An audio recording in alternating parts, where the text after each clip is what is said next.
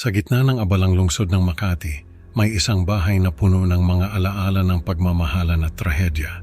Ang kwento ni Carol at Dante ay nagsimula sa pag-ibig, ngunit nagwakas sa kalungkutan at misteryo. Sa bawat sulok ng bahay, naririnig ang mga bulong ng isang kaluluwang hindi matahimik.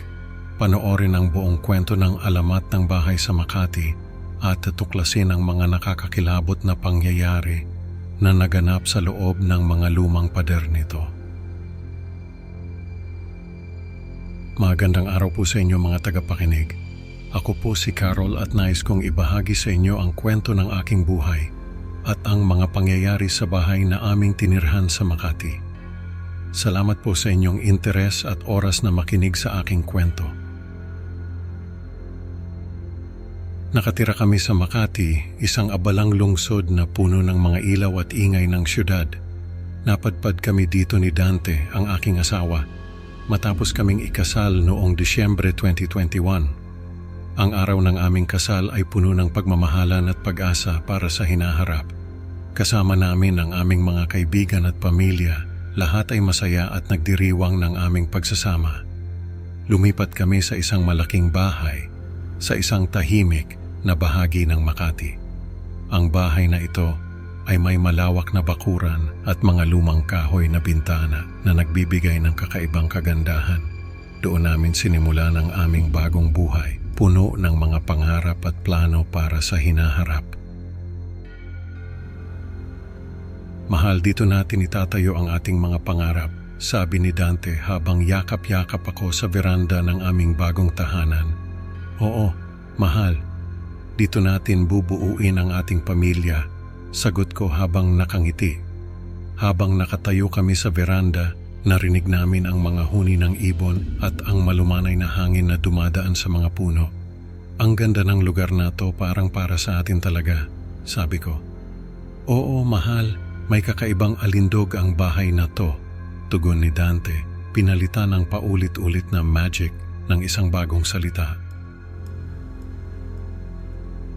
Pagdating ng tag-ulan, nabuntis ako at nanatili sa loob ng bahay kasama ang aming mga kasambahay. Ang bawat araw ay puno ng saya habang pinaplano namin ang hinaharap ng aming magiging anak. Ngunit hindi ko alam na ang kaligayahan na iyon ay magbabago ng lubusan. Isang gabi, habang malakas ang ulan sa labas, bigla akong nakaramdam ng matinding sakit sa aking tiyan. Dante, tulungan mo ako. Sigaw ko habang hawak-hawak ang aking tiyan. Dumating ang komadrona upang tumulong sa panganganak, ngunit nagkaroon ng komplikasyon. Ang sakit ay hindi maipaliwanag at ang paligid ko ay tila umiikot. Carol, huminga ka ng malalim. Kaya mo to, sabi ni Dante habang hawak-hawak ang aking kamay. Mahal, natatakot ako, sagot ko habang lumuluha. Sa kabila ng lahat ng pagsisikap, nawalan ako ng malay at namatay. Ang huling alaala ko ay ang pag-iyak ni Dante habang hawak-hawak ang aming bagong silang na anak. Pinanood ko habang nagluluksa si Dante sa aking pagkawala.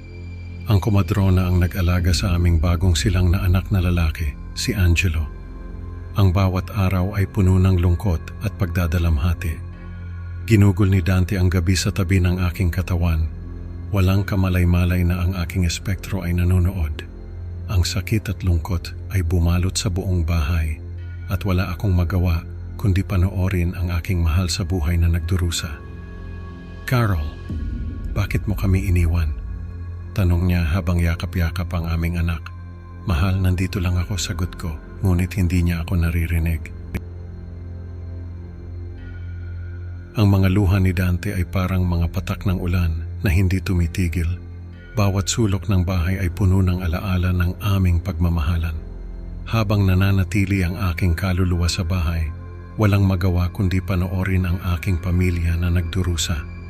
Dinala ang katawan ko sa huling hantungan, ngunit nanatili ang aking espiritu kasama si Dante at Angelo. Sa isang pagkakataon, para bang kinikilala ni Dante ang aking presensya. Angelo, ang pangalan mo ay mula sa iyong ina, sabi niya habang hawak-hawak ang aming anak. Mahal, salamat, bulong ko kahit alam kong hindi niya ako maririnig. Minsan, habang naglalaro si Angelo sa sala, naririnig ko ang kanyang mga tawa at mga tanong. "Mama, nandyan ka ba?" tanong niya minsan. "Anak, nandito lang ako," sagot ko, kahit alam kong hindi niya ako maririnig. "Carol, sana nandito ka," sabi ni Dante habang tinitingnan ang aming lumalaking anak. "Mahal, nandito lang ako," sagot ko. Ngunit hindi niya ako naririnig. Sa bawat gabi, naririnig ko ang mga bulong ni Dante habang natutulog siya. "Mahal, miss na miss kita," sabi niya. "Mahal, nandito lang ako," sagot ko, ngunit hindi niya ako naririnig. Lumipas ang mga taon at lumaki si Angelo na nakakaramdam ng presensya ko. "Mama, nandyan ka ba?" tanong niya minsan habang naglalaro sa sala. "Anak, nandito lang ako," sagot ko, kahit alam kong hindi niya ako maririnig. Minsan, nakikita ko siyang tumitingin sa paligid. Tila hinahanap ang hindi maipaliwanag na nararamdaman. Ngunit isang araw nagkasakit ng malubha si Angelo. "Dante, kailangan nating dalhin siya sa ospital," sabi ng komadrona. "Gawin mo ang lahat ng makakaya mo," sagot ni Dante habang hawak-hawak ang kamay ni Angelo. Kitang-kita ko ang takot sa mga mata ni Dante. Pero wala akong magawa kundi panoorin silang maghirap. "Papa, natatakot ako," sabi ni Angelo habang lumuluha. "Anak, nandito lang ako," sagot ni Dante habang pinipilit na hindi umiyak. Ang sakit sa puso ko ay walang katapusan. Gusto kong yakapin si Angelo pero hindi ko magawa. Gusto kong sabihin kay Dante na magiging okay ang lahat, pero wala akong boses na maririnig nila. Sa kabila ng lahat ng pagsisikap, namatay din si Angelo. "Anak, wag mo akong iwan," sigaw ni Dante habang yakap-yakap ang walang buhay na katawan ni Angelo. "Anak, nandito lang ako," bulong ko, kahit alam kong hindi niya ako maririnig. Ang sakit na naramdaman ko ay parang 1,000 beses na mas matindi kaysa sa dati, para bang nawalan ako ng lahat. Umaasa ako na makakasama ko si Angelo sa kabilang buhay, ngunit nanatili akong mag-isa. Ang aking kalungkutan ay lumalim at ang aking pagnanasa na muling makasama ang aking anak ay nagpatuloy. "Anak, nasaan ka?" tanong ko habang umiiyak sa isang sulok ng bahay. "Anak, nandito lang ako," sagot ko kahit alam kong hindi niya ako maririnig. Naging makapangyarihang espiritu ako na nagdudulot ng kaguluhan sa bahay. Ang mga ilaw ay biglang namamatay at ang mga pintuan ay bumubukas at nagsasara ng kusa. Ang mga kasambahay ay nagsimulang matakot. "May kakaibang nangyayari sa bahay na ito," sabi ng isang kasambahay habang nagmamadaling umalis. "Hindi ko na kaya," sabi ng isa pa habang nag-iimpake ng kanyang mga gamit. "Bakit nangyayari ito?" tanong ni Dante habang tinitingnan ang mga kakaibang pangyayari sa bahay. "Mahal, nandito lang ako," sagot ko, kahit alam kong hindi niya ako maririnig. Ang dating masayang tahanan ay naging isang lugar ng takot at misteryo. Ang mga kapitbahay ay nagsimulang magkwento tungkol sa mga kakaibang pangyayari sa bahay. "May kakaibang tunog doon," sabi ng isa. Ang mga chismis tungkol sa bahay na puno ng mga multo ay kumalat. "Huwag kayong pupunta sa bahay na iyon," sabi ng isang matandang babae sa mga bata. "Baka kunin kayo ng mga multo," dagdag pa niya. Sa huli bumigay si Dante sa kawalang pag-asa at nagpakamatay. "Hindi ko na kaya," sabi niya habang hawak-hawak ang isang bote ng lason. "Mahal, wag mong gawin na yan," sigaw ko, ngunit huli na ang lahat. Iniwan ako ni Dante na mag-isa sa bahay. Ang kanyang katawan ay natagpuan ng mga kapitbahay kinabukasan. "Naku, nagpakamatay si Dante," sabi ng isang kapitbahay. "Kawawa naman," sagot ng isa pa. Lumago ang alamat ko at naging tanyag ang bahay. "Huwag kayong pupunta sa bahay na yon," sabi ng isang matandang babae sa mga bata. "Baka kunin kayo ng mga multo," dagdag pa niya. Ang aking kaluluwa ay nanatiling nakakulong sa mga alaala ng nakaraan. Ang bawat sulok ng bahay ay puno ng alaala ng aming pagmamahalan. Ang bawat gabi ay puno ng pag-iyak at pagdadalamhati.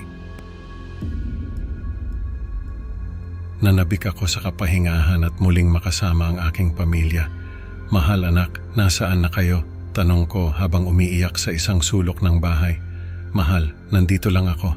Sagot ko, kahit alam kong hindi nila ako maririnig. Ang sakit ng pagkawala ay hindi nawala.